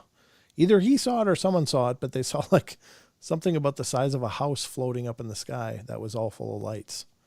And this is back in the 1700s. So yeah, it's not part of the modern hoaxy stuff. But I guess he made an official report about it. I believe it was Jefferson. All right, here's the article we're going to go with, folks. No offense. I appreciate historical hauntings too. Those are cool. For a time, I'd think of a book and then find it. Rachel says, for a time, I'd think of a book and find it. Happened with a few books, including a used book of recipes for vegetarian baby food in a charity shop for Ella. Oh, wow. That's cool. Huh. So that could be, what is it called? Manifestation. When something No, an aport, I think it's more manifestation, honestly. I think, there's an occult idea. It's called magnetism. Mm-hmm. It's kind of the same thing as The Secret, the new trend that was out there for a while, The Secret. And they're talking about, you got to change your thinking and stuff. Well, it's basically the same as the ancient occult idea of magnetism. In order to bring something to you, you have to magnetize yourself for it to come to you. And so I think we do it often subconsciously, as she was talking about, things that she needed, like, vegan baby food and stuff. Well, she was able to manifest that desire and have it brought to her attention. And so that sounds like manifestation to me. And I think we do it quite a bit. I think we create our worlds in very, very literal fashion. I think that we do, and that's all part of manifestation. But it's also how you make a change. To create a change in your life, you have to change your thinking to, bring those things that will help your change, So very powerful, but very cool. Yeah. I would think Art Bellin would even break through on Coast to Coast just to yell at George Norrie. Magoo. I like it, brother. I like it. All right. The article we're going to go with, and I haven't pre-read any of this. I just pulled it up now. So we're both going to learn about it together. Perfect. And this is Trick or Treat from the Occult Museum, 13 True Ghost Stories to get you in the mood for Halloween. Yes. Ooh. Turn down the lights and make yourself comfortable for some Halloween-inspired ghostly tales of all things that go bump in the night. This is by the Occult Museum themselves, so very cool. Cool site, by the way. Definitely support them as well. Halloween's a time for celebration and superstition. It sure is. Let's go to number 1. Come on in. One year over Halloween, I was visiting my cousins, and we were all around the same age. Like any normal teenagers, we were bored, and with nothing to do, we decided to go trick-or-treating. My cousins lived in this really old area. All the houses were well over 100 years old. The entire place looked like something out of a horror movie. We knocked on a few doors. Everything was going good until my cousin dared me to knock on the house at the end of the street. Well, thinking nothing of it, I walked up to the house while they stayed behind. As I knocked on the door, it slowly opened, creaking noises and everything. It was really dark inside with just a little light coming from one of the rooms further back in the house. I remember thinking these people had gone all out for Halloween because this place is so creepy. I called out, but there was silence. Beginning to feel really creeped out, I was just about to leave when I heard a woman's voice say, "Come on in." There was no way I was going in there, so I just waited and then heard her say again, "Come on in." And then something like, "We're here." I'm really scared now. I'm just standing there frozen because there was something about that voice and it was so dark in there.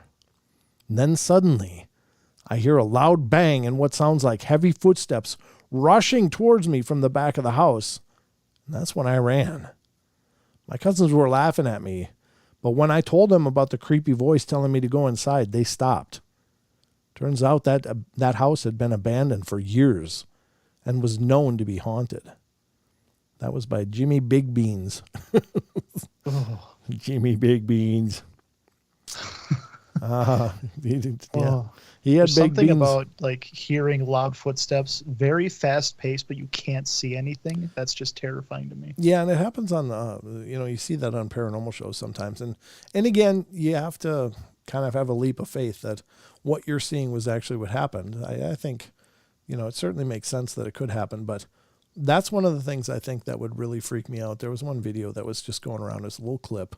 This couple has this house and they had activity and stuff, but they kept hearing this banging noise in their basement. And so the guy gets all, kind of upset and it's like, "Hey, knock it off. And he goes, except that like a stairway from their kitchen that goes down like 4 steps to a landing where they can go outside or take a right and go down another series of steps to the basement. Well, he's standing on that landing by the door recording, and suddenly you hear something running up right up to him.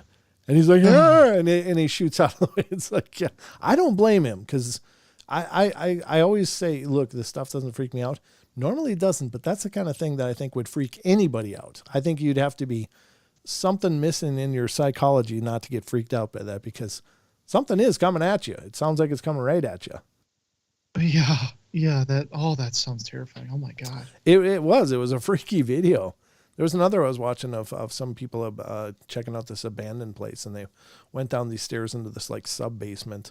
And it's like dirt floors and stuff, and then they hear noises on the main floor above them, and it's like coming down the stairs right at them. It's like, oh my God. And they're like, "Yeah," and they get out of there. I don't blame them. I would too. There's one thing about standing your ground, but there's also fight or flight, and it's like, whatever's coming, I can't see it, and it's coming at me. I don't know what it's going to do. Is it going to possess me? Is it going to knock me over? What? I can't see it. I can't defend myself. So yeah, hell yeah, you get out of there. Yeah, at that point, it's just instinct. I really feel like that's instinct, like kicking in. Yeah. Yeah. Absolutely. I mean, it's self-preservation, right? Because something's coming at you can't see. Well, you can't even gauge the danger of it. You just hear footsteps coming. It could be enormous. It could be like a gnome. You just don't know. Yeah. I mean, you don't. Sorry, my eyes are watering. Oh, is it scary that much? I'm sorry. No, my allergies are kicking in. No. All that trick-or-treating and out in the fall air is just like, So Oh, yeah. I've been like sniffling and coughing ever since, but it's just the damp cold air and the pollen or whatever it is. Ragweed. I don't know what the hell it is, but something drives me crazy. So, number 2, it's a secret. My daughter had this imaginary friend called Polly. Was it imaginary? And when she was much younger, I'd regularly hear her talking in her room as though there was someone else in it. I wasn't overly bothered by it, but I thought it was a normal thing for a kid to do. If I was setting the table, she would ask to set a place for Polly. If she got lost a toy, then Polly had lost it. As I said, normal stuff. I never gave it much thought until one night when I was putting my daughter to bed and I asked her what Polly looked like. He looks like Grandpa, only he's a lot older and with no hair and black eyes. And then said, but I'm not supposed to tell you. It's a secret. I freaked out. She slept in my bed that night, and I'll be honest, I kept the light on all night. Polly lasted a whole year before my daughter gradually stopped talking about her, him, it. I never asked her about it again, and as I remember someone telling me once, the more you talk about something like that, the more power you give it. Well, it seems to have worked. That was by Anonymous. Ugh. Oh. You gotta love kids though, right? They could look at that and go, oh, hi, what's your name? Yeah, I know. And then we're like freaked out. Yeah. Yeah. We'd be like, yeah, absolutely. Sometimes kids are incredibly brave. Yeah. Well, I just think they just don't know. They don't know to be afraid, right? It's just, exactly. It's another person. Well, that's a different looking person, but it's another person. Next one is The Cornfield, Children of the Corn. I remember that movie. How many of you watched it? Children of the Corn. Come on. Malachi, he wants you to. I don't think I did. No, it's a creepy movie, and I never liked watching horror movies. Not because they freaked me out, not because they scared me, but because it's gratuitous violence. It's like, no, I don't need to watch co-eds get murdered every 5 minutes. That's okay.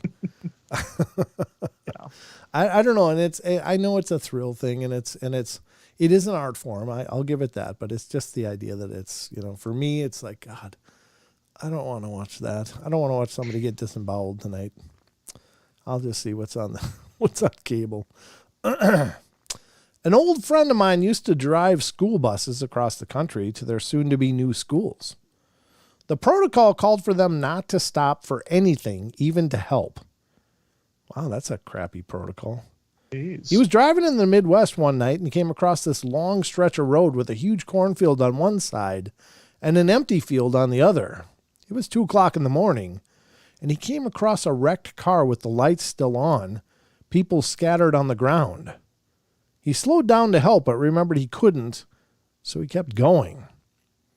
As he was calling it in, he looked back to find the people standing in the middle of the road, staring at the bus. Upon further inspection, others started to emerge from the corn in a creepy fashion, while also staring at him. I was 6 when he told me this, and I still hate corn a little. Yeah, that's creepy. I mean, that's not paranormal. That's just a setup. But man, that would suck. I usually hear about that from other countries, like South America and stuff. But I don't know. Maybe it happens here too, or did at one time. Yeah, that's creepy. Maybe. All right, the attic is number 4. When I was a kid, back in my old house, I assumed my sister and I were playing in the attic. Sister suggests that I hang out the window for whatever reason. Well, a few seconds later, my dad outside sees me hanging almost fully out of the 3rd-story window on my own, starts yelling and running, etc. And after I get pulled back inside, my mom and sister insist that I was alone in the attic for the last hour, that my sister was with my mom the whole time, and my dad had passed my sister on the ground level before heading back inside. Well, I assume at least one of them is lying to me about something. Certainly more plausible than a ghost tried to get me to kill myself. Still, that was by Brown Scratch. Brain Scratch. So it assumed, is it Brain? Oh, Brain. Sorry. Yeah. Brain Scratch. But he assumed it was his sister, but it wasn't. Yeah, that's creepy. That's creepy as hell. The whole doppelganger thing, or, assuming the form of someone you do know and trust. That has to be dark, though, if someone's assuming a form that you trust, right? Well, if it's trying to tell you to go out, hang out the window, yeah. That's pretty horrible. Yeah. Yep. I mean, if it's just assuming that form just to play checkers with you, then it's, maybe fine. But, if it's like hang out the window or, see what this medicine tastes like. Yeah. That's not good. Oh, yeah. Yeah. Drink the drain cleaner. Yeah. That's not a good deal. Number 5 is Aunt Charlotte. When I was 8, my family moved into an old colonial that was built in 1810. My father still lives there. Until I was 17, every night before I fell asleep, I would feel pressure next to me as if someone sat down on the bed next to me. Well, this would always be accompanied with a feeling of increased pressure in the air. Although I knew this probably didn't happen to everyone, I didn't think about it much. Until I got a cat. He was present for my 12th birthday. Every night he would sack out in bed near my feet. Every night he would bolt from a dead sleep and glare at something in the doorway before hightailing it out of there. A few moments later, the pressure would return. Again, while this was a weird thing to happen, I didn't really question it. Maybe the cat was just neurotic. I didn't talk about this nightly occurrence to anyone. However, I did refer this feeling or presence, what have you, as Charlotte. I don't know why. So one day in the summer when I was 13, an elderly man and his middle-aged daughter pull up to our house and explain that the father lived in the house with his aunt while he was a boy, and that he raised his family there for a few years. They'd been visiting family in the neighborhood and wondered if they could take a tour for old time's sake. I'd be like, no. I'll take pictures for you, but no, go home. Yeah. My mom said, sure. She and my sister and I led them around the house, and they recalled different memories. Afterward, my mom asked if they would remembered strange occurrences or stories about the house. Like ghosts? The old man asked and chuckled. His daughter became very quiet and said firmly, "It's not funny, Dad." The man explained that everyone who slept in one bedroom felt a little unsettled, and his daughter interrupted to say that she always felt as if someone sat on the edge of the bed and she tried to go to sleep. Her father said they used to joke that it was just his aunt looking out for them, his Aunt Charlotte. This confirmed what I had never admitted to myself. I had a freaking ghost that basically tucked me in at night for the previous 5 years. Still, going to bed was never freaky or scary. I just tried to ignore the feeling when it came, until one night when I was 16. My parents had been going through a weird patch in their marriage. I was feeling depressed, and in general, it was a weird year. I went to bed. After about 20 minutes, the cat took its typical bolting exit from the bed, and I felt the familiar pressure on the side. Then I felt a hand brush through my hair, then run straight downstairs to the living room Then I ran straight downstairs to the living room where my mom was dozing. She woke up when I burst into the room, saw my face, and asked what was wrong. I told her I had a nightmare and left it at that. I spent a week sleeping in the guest room. When I got the nerve to go back to my room, I was nearly asleep when I realized I didn't feel the pressure next to me. I did feel pressure in the air. I rolled on my back and saw the figure of a woman in her 50s, wearing a house dress, her hair pulled back in a tight bun, with arms folded. She was looking right at me, very concerned. When I found my voice, she disappeared. I said out loud, "I don't care if you stay, but I can never, ever, ever see you again." And I never did. However, a few years later, after my parents divorced and my dad moved in his girlfriend and her 4-year-old son, I wasn't really surprised when she told me her little boy said a lady named Charlotte told him stories at night. Wow. Oh. That's a good presence, though, you know? Yeah, it's kind of sad. Like, it was concerned. It was trying to take care of you. Like, I don't want to see you again. It's like, oh, come on. That's like the best kind of spirit you can have visit you. Yeah. It's not like an eyeless face sucker or something, you know? It's like, it's just there to tuck you in. That's not a bad thing, right? I don't know. I know it's it's one of those things that sure it would be hard to get used to, I suppose, because it's so absolutely unusual. But when you think about the fact that this was a nurturing soul, and for whatever reason still remained there. I don't know why. I mean, I often wonder why. Why did they stay? And I don't know. But for whatever reason, it was still there. But it was still there as a caretaker, as a caring presence. And if you could get past that shock, could you actually have a relationship with that spirit? And I wonder that. and what could you learn? What could you know or gain from that kind of a relationship that nobody has, or very few people have? And what could that personality teach you about the whole life and death and, what's beyond kind of thing? Like, what does the world look like to them? Does it look the same as it does to us? Or do they see things completely different? Those are all things that I would ask if I had the ability to just sit down and talk with someone who'd passed. What is your experience? What do you go through? What is it like to remain here for this long, night after night? What do you do during the day?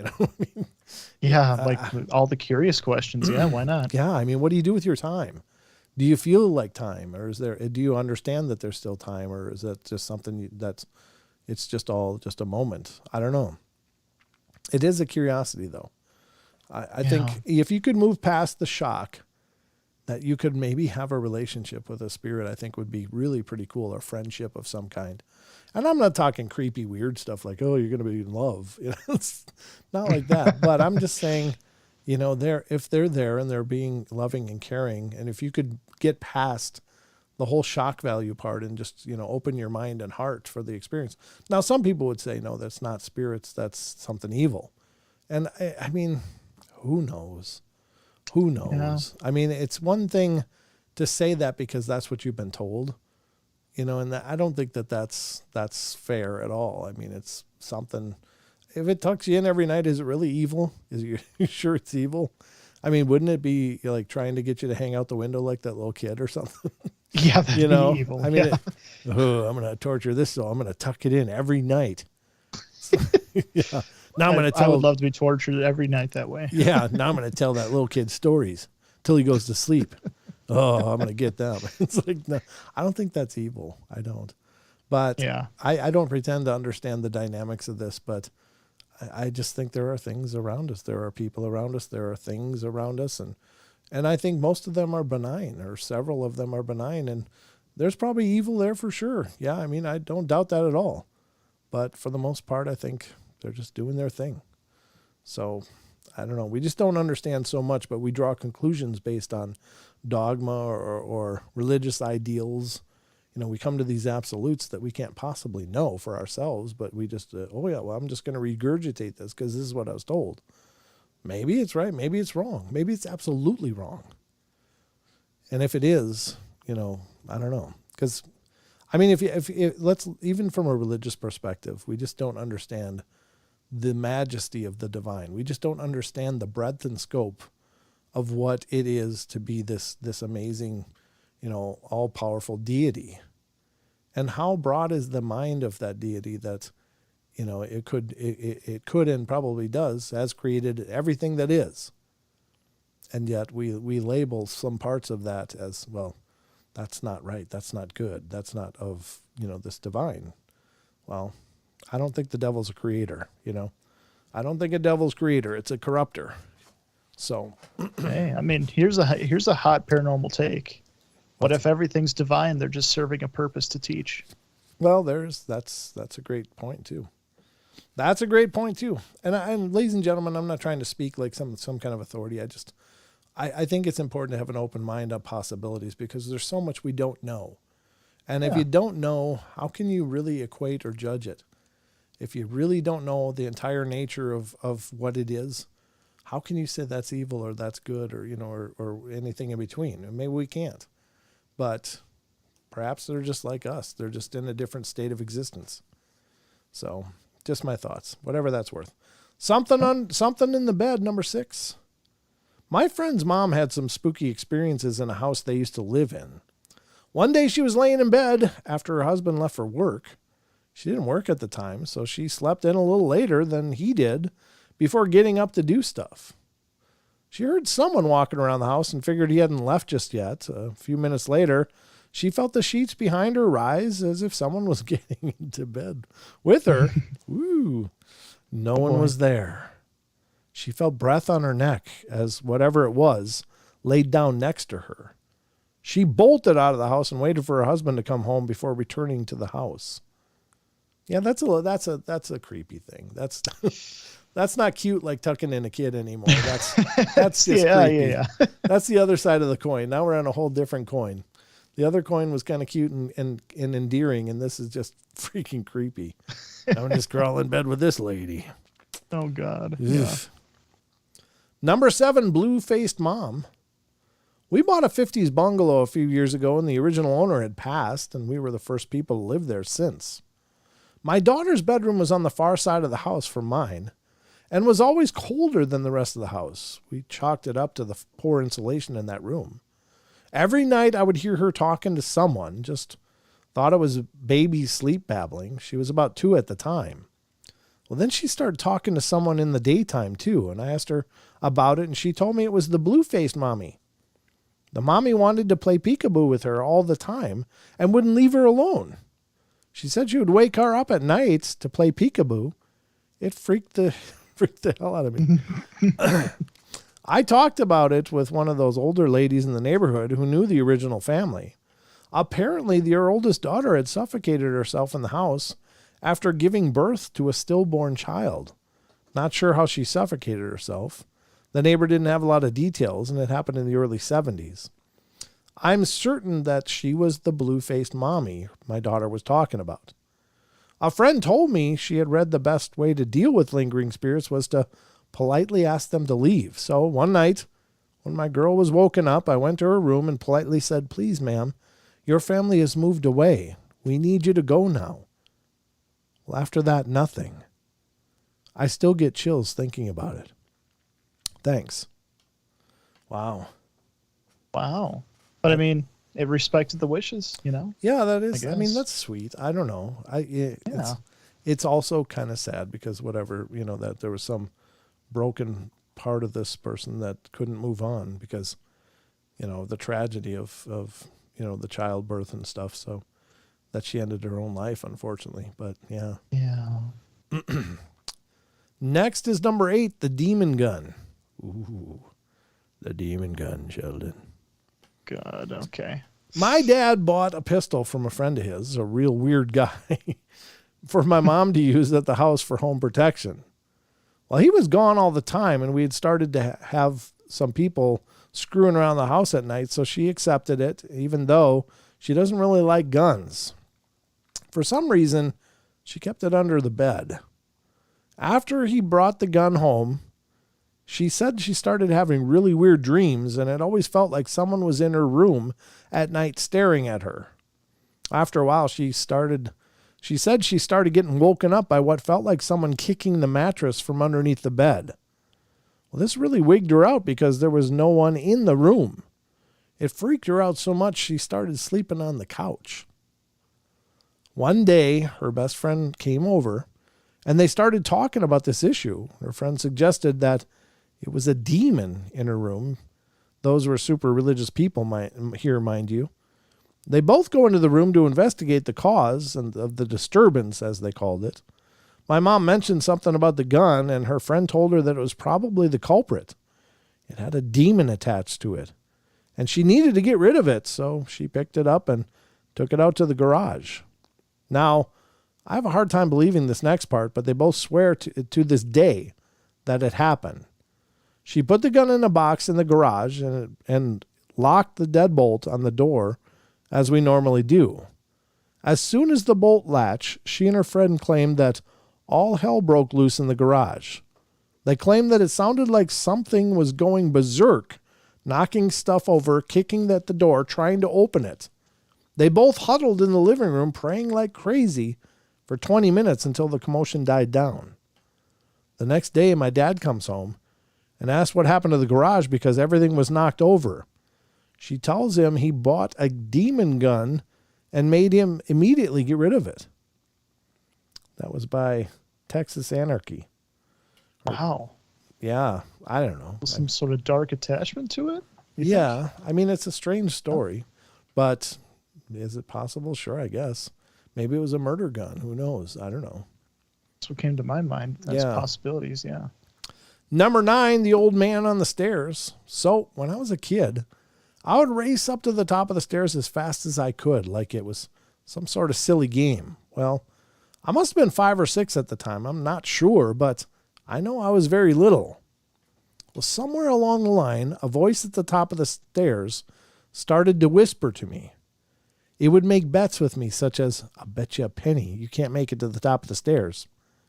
I don't really think there was a certain amount of time or anything. As I said, I was very little, so I probably didn't have any counting abilities anyway. Ha! I recall just sitting at the top of the stairs having conversations with this voice about the betting, of course. Eventually, the voice was like a whisper of a man's voice, not my voice in my head, not my own voice in my head, started to bet me my life instead of pennies. It'd say, I bet you your life. You can't make it up those stairs, blah, blah. As I got older, it stopped. I never really thought about it at all, never mentioned it to anyone until one night I was sleeping over at my brother's place and I was about 18. He was 22 and we were talking about the spooky stories. Out of nowhere, I brought up the voice at the top of the stairs and my brother got all quiet and weird. Before I even mentioned the betting aspect, he said, did it make bets with you? We both looked at each other horrified. It certainly was freaky. After the fact, rather. That was by Snarky Chew. Yeah, wow. That sounds creepy as hell. Hey, I bet your life you can't get up these stairs. It's like, what? No, we're not going to make that bet.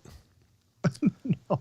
I mean, nothing ever came of that, but like nothing bad happened, I guess, other than the voice betting. So I guess it was kind of harmless. But it's creepy. It's creepy. It's like, yeah, maybe a penny is what. Did it pay up? That's what I want to know. Okay, you bet me a penny. Did it pay? Where's the pennies? Yeah. Yeah. Well, when you get the pennies, you get my life then, don't you? Love that. Beautiful mountain water. All right. Yeah. Refreshing. My mom, the widow, I won't start reading in the middle of it. Derp. I was like, my mom, wait, I haven't even started it. The Widow, number 10. My mom remarried about 2 years ago. My dad died when I was 12. She'd been widowed for over 10 years. This new relationship was very whirlwind with them, meeting, dating, and getting married within 3 months.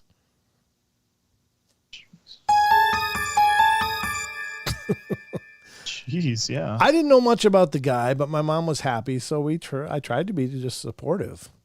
She moved into this house in upstate Virginia and invited my fiance and me to spend the weekend in her new home getting to know her new husband. Yeah, that's all kinds of broken already. Come on, meet him. Like, don't you think they should have met before? Maybe. Yeah. My mom's new home was pretty isolated. It sat on a few hundred acres of lovely rolling hills and was very picturesque. I was nervous about getting to know this guy, but really trying to make the most of it. Over the course of our first day there, though, I felt more and more uneasy. I don't think it was weird, just silly. My mom's new husband was being very welcoming and friendly. We were being made to feel very well at home, very at home. Yet I still couldn't shake the oppressive feeling. I finally chalked it up to me being more upset about my mom getting remarried than I was willing to admit to myself. We spent most of the day wandering around outside since I felt worse when indoors. Well, that night my fiance and I showered together, and when I turned my back on him, he stopped talking mid-sentence and asked, "What did you do to your back?" "Well, nothing. Why?" "You have a large bruise." I hopped out to try to see it in the mirror, and I got back in and we finished showering in silence. Then was off to bed. The one window in our room looked out over a pitch black empty field, but I couldn't sleep until I hung something over the window. I felt sure that otherwise someone would watch us through the window. The next morning I had a complete meltdown. I wake up and just couldn't stop crying. I told my fiance we had to leave. He tried to calm me down by saying all the things I'd been telling myself. My feelings of anxiety were just a result of seeing my mom with someone. The longer I spent with them, the easier it would become. But I just had to leave. It was only Saturday morning and we were supposed to stay until Monday, but I felt completely hysterical. I knew I was on the verge of a panic attack, and my only concrete thought was I had to stop crying long enough to make our excuses and get the hell out. We did. As soon as we were on the road, I felt like a weight had been lifted. I was even feeling embarrassed by my behavior and hoping I hadn't insulted my mom's husband by leaving early. Then my fiance broke the silence. That bruise on your back, did you get a good look at it? I had. It looked like someone had touched the middle of my back with fingers spread wide and with their hand at a tilt. I want to make completely clear that no one had touched my back the previous day, especially hard enough to bruise me. Cut to 3 weeks later, my mom comes to visit me. The entire time she's hounding me to come stay with her again. After finally trying to change the subject for the 5th time, I level with her. Before I even finish telling the story, her face is as white as a sheet. She tells me she's been feeling the same way in that house. She hates it. She wants them to move out as soon as possible. And the real kicker, her new husband's previous wife shot and took herself out right outside the same field our room window overlooked. Ooh. Oh. Then I realized, wrote that. Okay. Yeah, that's a pretty ugly foreboding. They did indeed then realize. Yeah, then I realized. Number 11, the basement door. When I was very young, we lived in a house that had the usual ghost activity, hearing footsteps, hushed voices in the next room, etc. But the really cool thing was the basement door. It would open on its own, and I'm not talking about an inch or two when you closed another door nearby. I mean, it would swing fully open like someone was walking through it. My parents tried locking the door, and it would still swing open on its own. By the time I was learning to walk, my dad was concerned I would fall down the stairs, so he went into the basement and just said to no one in particular that he had a young daughter upstairs, and could they please be careful with the door. Ever since then, the basement door would open and then slowly shut on its own. Wow. Oh. See? Respect. You just got to claim your space. Doesn't have to be an ugly, brutal thing. It'd just be like, look, hey, this is not safe. You can't do this. You gotta cooperate with us. And look at that. Intelligent haunting. Yeah. Very not cool. Bad. Not bad. Just gotta make that contact, Sheldon. That's right. Number 12. Come here. This isn't my story, so it takes away from the horror factor a bit, but it's from a good friend that I know doesn't make stuff up. When he was about 8, he was playing hide and seek with his friend at his house. It was late, probably about 10-ish. It's my friend's turn to find his friend. He's looking everywhere around the house, but he can't seem to find him anywhere. Well, he eventually decides he must be hiding outside, so he leaves the house to find him. He starts searching around some bushes, and he hears his friend's voice coming from a dark corner, maybe 20 feet away. The voice calls for him to come over. He didn't because he was already spooked out enough being outside in the pitch black. My friend yelled back, "No, you come here." That's when he said it really started to get spooky. He told me the voice sounded just like his friend, kept insisting that he come over to the dark corner. My friend kept saying no over and over again.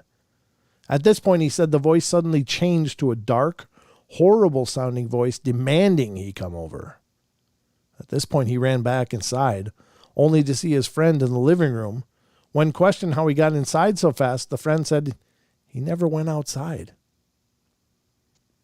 Now, I know both of these two guys. None of them make up stuff. And I doubt it's the case of an imagination gone wild. Whatever that voice was, it still spooks me just thinking about this story. That was by Lofe. No. Or Lafe. No. Just No. no. Yeah. Something says come here. No, don't. Don't listen to the voice. They say if you ever, I don't know what the basis of it is for sure, but they say if you're ever called by a spirit, you should never answer. I don't know. Is it a foreboding? Is it something dark and sinister? I don't know. But just words to the wise. Number 13. This should be the last one. It's a long one. Oof. Very long one. Boy. I'm gonna be reading this for a while. Maybe I'll get a sip first here, so I can deliver the best thespian performance capable. Absolutely. This happened about 4 years ago. I live in a resort community, and it started working for a local real estate agent, taking photos of homes for sale. I usually photographed about 3 to 4 homes a week, lakefronts and shacks alike. I'd seen unusual things, like the occasional hidden room or antique art collection left behind, but I never encountered anything scary until this happened. Here it comes, Sheldon. Uh-oh. It was summer day, warm and bright. I knew the neighborhood I was heading to and had no concerns about safety. The area is very suburban for the mountain with a large park and school nearby. I packed up my camera and drove 20 minutes to the home. Upon arrival, I began my session by taking pictures of the exterior, noting nothing was out of the ordinary. After struggling to navigate the sharp slope of the home was on, I managed to snap its sides and rear deck. It was time now for the interior shots. I proceeded to the front, entered the lockbox code, and tried to unlock the front door. As I fumbled with it, I felt overwhelmingly uncomfortable. Something washed over me in that moment. I knew I shouldn't be there. I finally opened the door and found a house completely destroyed. The living room was a sea of debris. An EMT board laid in the middle with a charred doll beside it.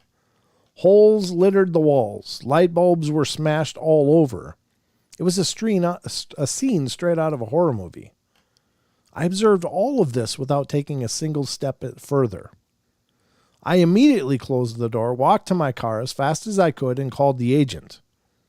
I told the agent she would need to find someone else to take the pictures of this house. She asked why, and as I tried to explain it to her, I realized I sounded a little crazy. How can you professionally describe to someone the feeling of being scared out of your mind? For no apparent reason other than the disgustingly filthy house, she told me she had seen homes that were less than welcoming, but we both had a job to do, and she couldn't complete hers without me first doing mine. I left the property, but decided I didn't want to lose my job over this. I called my father, who lived locally, and asked if he'd accompany me to the house. In all my days, I'd never heard my dad discuss anything remotely spooky. He's a very no-nonsense kind of man and simply wouldn't tolerate talk of ghosts or witches. Therefore, I thought he'd be perfect for this assignment. He'd keep my head on in the game, for sure. I arranged to pick him up at his house in 30 minutes. My heart sank a little as I pulled up to the parents' house, and my dad's truck was gone. My mom came running out, purse in hand, to tell me that my father had to leave for work reasons, but that she'd go with me instead. She brought along a flashlight and assured me it'd be just fine. As we drove to the house, I described to her what had happened. Her cheeriness level came down a few notches, but I could tell she was slightly unnerved. We parked in front of the house, and I knew she didn't want to go inside. I didn't want her to go in either. She came up with a solution. She'd call my cell phone and talk to me as I walked through the house. She'd stand right outside at the front door. I answered her call, turned on my flashlight, and headed in. Again, immediately upon entering, I was scared. And just for clarification here, I'm not easily scared. I'm not one to see or feel things of that nature, ever. So the fact that I was just feeling something terrified me. By this time, it was later in the day, and the house was positioned in such a way that it was completely shaded from the sun. The electricity was off, and it was dark, very dark. My mother was on the phone telling me to breathe. I can't hear you breathing. Are you that scared? Is it that bad? I had a hard time speaking as I took all that I saw. The toilets were completely black in the inside. The kitchen had blackish, reddish smears all over the counters. Children's toys were mixed with adult magazines lying on the floor. I just kept clicking, trying not to focus on any one of the deeply disturbing things inside this house. I went as quickly as I could through the main level. I then came to a set of stairs leading down. I told my mother through the cell phone that I was heading down. She continued to reassure me and told me to hurry up and get it over with. I began walking extremely cautiously down the steps, one at a time. The steps led to a landing and then turned the corner. So all I could see was a white wall at the bottom. I had this immense feeling that I was going to see something horrific once I turned that corner. I was 2 or 3 steps away from the landing when I heard it. A scream coming from my phone. Not a mild scream, but a blood-curdling scream, like someone was being murdered on the other end of the line. My mom. I've never ran, nor have I since, as fast as I did running up those stairs, completely expecting to find my mom laying lifeless just outside the house. I got to the top of the stairs, and there she was, standing there, looking completely terrified and perplexed. I grabbed her hand, and we ran to the car. We drove for nearly 5 minutes before one of us said anything. Then she turned to me and said, "Tell me why you were screaming." I told her that I thought it was her. Neither of us were screaming, but both of us, for a certainty, heard a woman screaming for her life on that phone. We stopped at a grocery store parking lot and just sat there, trying to catch our breath. When I got home, I uploaded the pictures without actually looking at them and sent them to the real estate agent. I told her she'd have to do the editing on her own, as I would not have them on my computer. I then deleted the email and every single image because of that, I don't know the address of the house, nor have I driven by it since. In hindsight, I would have liked to research the history of the property. Alas, I'll never know what happened there. That was by Britters. Cell phones. Britters. Well, Britters. That was a strong experience. If you're selling a house, does that even make sense that you just have, go in there and just take pictures, we're trying to sell it? Like that? Really? In that condition, yeah. I mean, somebody would be hired to go in and clean that crap out. That just doesn't make sense. Does it? Not to me. No, I don't think so either. I mean, if a bank owns it at that point, they're going to hire someone, a cleaning crew, to go in and get that crap out of there. It's not going to be smears and holes, and there might be holes still, but there'd be all that junk would be taken out. I can't imagine that house sat like that. So, I mean, I question the credibility of that last story because, I mean, who's going to buy it? You know? Who's going to buy it? That's kind of the thing when you're selling a house, selling a property. Even if it's a fixer-upper, you cleaned it up as much as you possibly can. Right. I know. Like, I know of a house where someone took themselves out. And actually, my brother went to have to clean it up. And he did, I guess. He went in to help out this woman he was dating and is now married to. But he went and cleaned the place out. And it was, I'm sure it scarred him. And it's something he still, will deal with quietly on his own. He's not the type to talk about it too much. But, yeah, I mean, it's if what he's saying is true, he saw a place where something horrible happened and had to clean what was left. So. Oh, jeez. Yeah, that would be very creepy. So I don't know what the situation here was, but I mean, if it's a realtor trying to sell the house, you think they wouldn't go clean that up or have it cleaned by some crew? I don't know. It seems weird to me. Odd, but at the very least, it was a spooky story. It was. Very least. It was. And I think we've reached about the 2-hour mark here, haven't we? Yeah. About 5 minutes over, but hey, a little bit overtime. That's a little fine. bit overtime, folks, but that's because we love you so. We love you so. Absolutely. And so I hope that you all have had a wonderful Halloween. Thank you for spending some time with us and celebrating it here on the Paranormal Portal with us. I just wanted to bring this to you because, I think we're a paranormal show. And by God, if we don't do Halloween shows, there's something really wrong with this world. So that's right. So we made it right, hopefully. Thank you, Maggie. Appreciate it.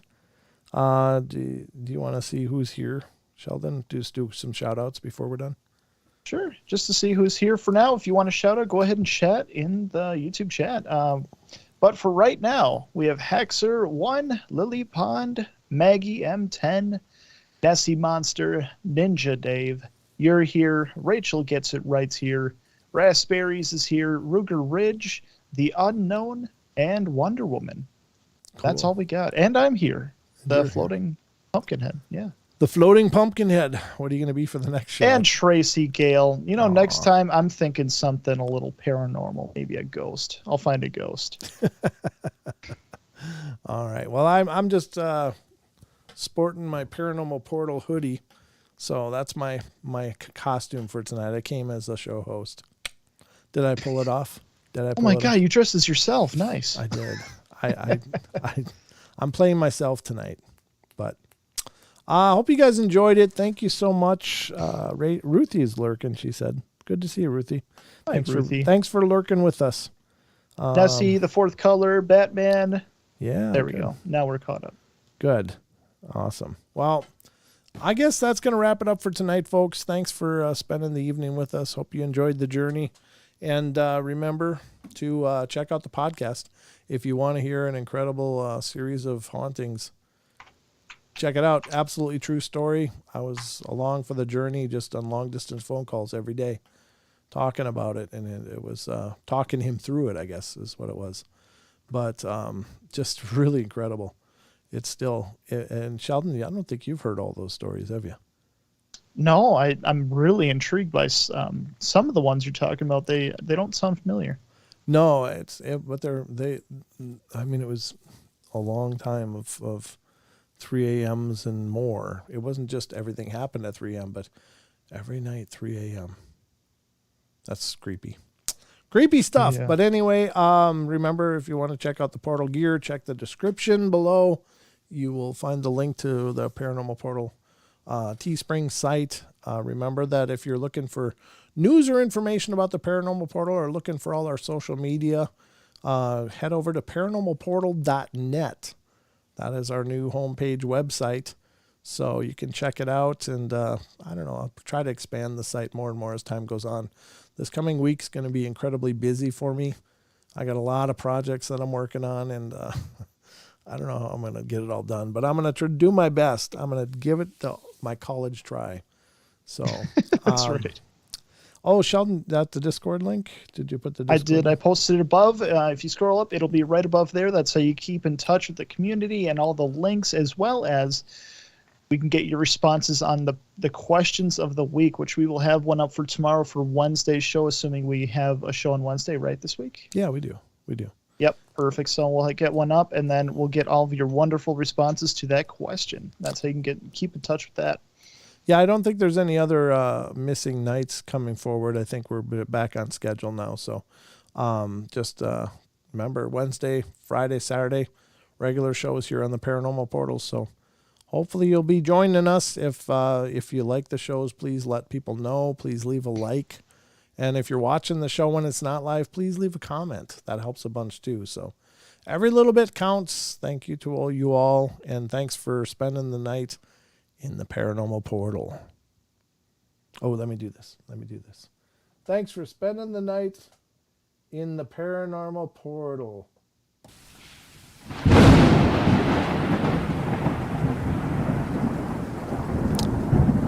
Be safe.